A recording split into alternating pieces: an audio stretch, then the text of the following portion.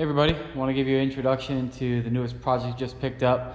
Still going to be working on the C10. That's going to be the priority, but wanted to go ahead and show you what it looks like. It is a K5 Blazer. So it is a four-wheel drive Blazer. I got it just as a roller, so it has no drivetrain in it. It was a power brake. I believe it was manual steering. No AC. Obviously we'll convert that. It's in pretty good shape. For these Blazers, they're notorious for rotting out up here in the windshield. It's got one little spot in the drip rail, as you can see there. In here where the removable roof meets, there's probably some up in there. That's a little bit of the rubber surround, but all in all, that part looks pretty good. Doors have some rust right down at the bottom. Then you got over there, quarters, got your typical lower rust, a little bit in the fender well. All in all, this side is definitely the better side. As you can see, it does have the door glass. Floors aren't too bad. The tailgate has definitely seen better days. So it actually is rusted through there. Rusted through almost like a bullet hole there. But the great thing is, as you guys know, some of these tailgates were smooth and some had the Chevrolet logo on it. Well, as you can tell by this Bondo, it actually has a Chevy logo behind it. If we can... Do not do that.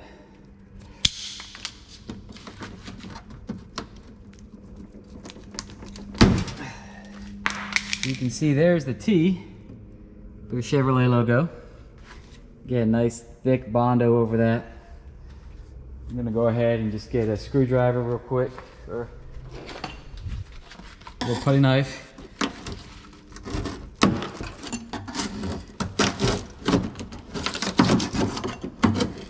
As you can tell, this tailgate is gonna be replaced. But if you wanna see what not to do, don't do this.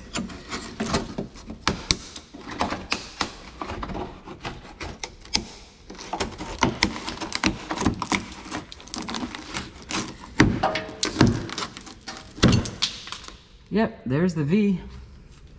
So as you can tell, this is definitely gonna get replaced.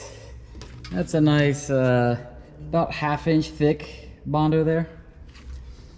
If you do this to cars, just stop working on cars altogether. This side does have a little bit of Bondo on it. You can see where some of it's come off in the past. So I'll probably just replace a whole quarter panel on this side. The door has the same lower rust over there, so not too bad. The top's in pretty good shape. I do need a new hatch. As you can see, there's some cracks here. This is just who knows what, and then it's cracked up there, so probably gonna get a new hatch door. The rest of the top looks pretty good. It does open. Now that I say that, it probably won't. It does open. It does have the hinges.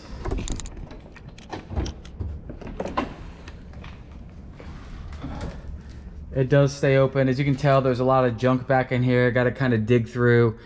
Got some gauges. Got another glove box door. Miscellaneous stuff. So we'll dig through all this, find out what there is.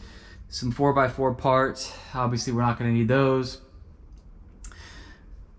Some AC vents, even though this wasn't a factory AC truck. And then I'll show you what the floors look like. The floors actually aren't too bad. As you can see, driver's floor pan actually looks pretty good. There's 2 or 3 little patches that they put in at one time. Passenger over on that side, that's pretty bad. It had a rubber mat on it that I already pulled off.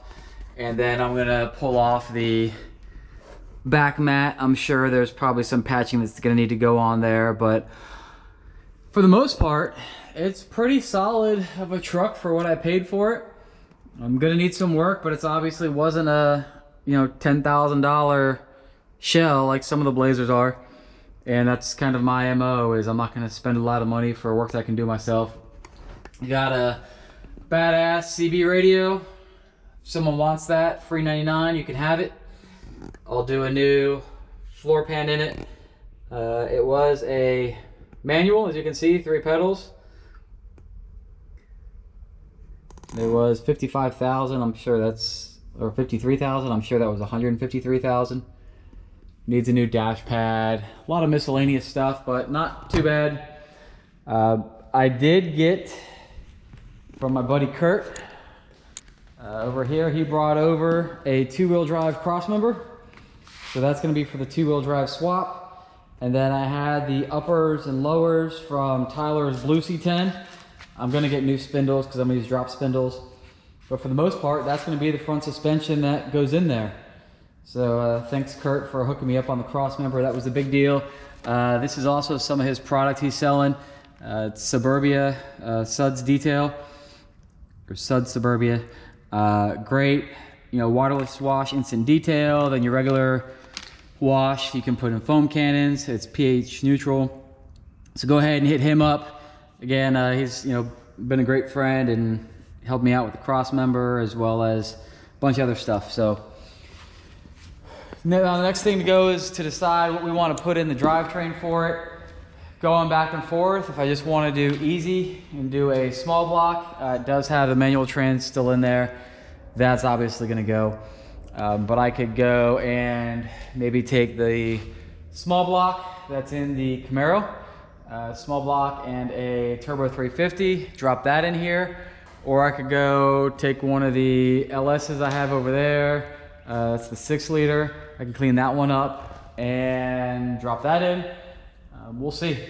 I do need a new grill, a new bumper, miscellaneous stuff, but for the most part, it's pretty complete for what I need it for. Again, I just wanted the roller because I can do my own drivetrain and I don't want to pay for another drivetrain that I don't know what's going into it and how long it'll last. But leave a comment, let me know what you think. Should I go old school or, you know, standard and stick with a small block in it, or do more updated and do LS like I did in the C10? I'm gonna be doing more C10 videos here shortly, but wanted to give you guys a glimpse of the K5 because you'll start seeing that in some of the background as I'm shooting other stuff on the C10. So let me know what you think, and thanks for watching, guys.